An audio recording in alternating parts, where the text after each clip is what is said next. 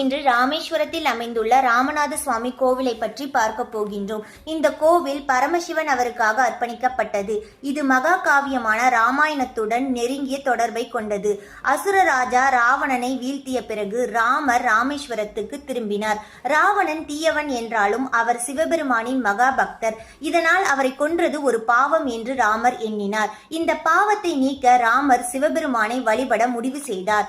ராமர் அனுமனை இமயமலையிலிருந்து சிவலிங்கத்தை கொண்டு வர அனுப்பினார். அனுமன் பயணித்தார். அவர் சிவலிங்கத்தை கொண்டு வர தாமதமானது. இதற்கிடையில் சீதாதேவி மணலிலிருந்து ஒரு சிவலிங்கத்தை உருவாக்கினார். இந்த மணல் லிங்கத்தை ராமர் பூஜை செய்தார்.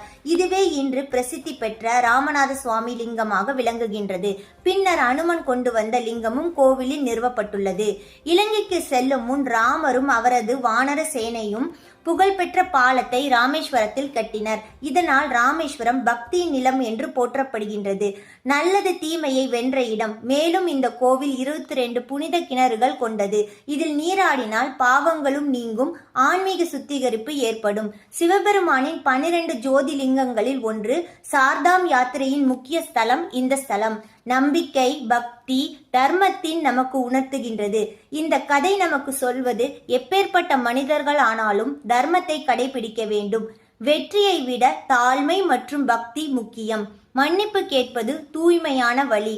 மேலும் இது போன்ற கோவிலின் வரலாற்றை பற்றி தெரிவதற்கு சாய் அர்ஜுன் யூடியூப் சேனலை சப்ஸ்கிரைப் செய்யுங்கள்.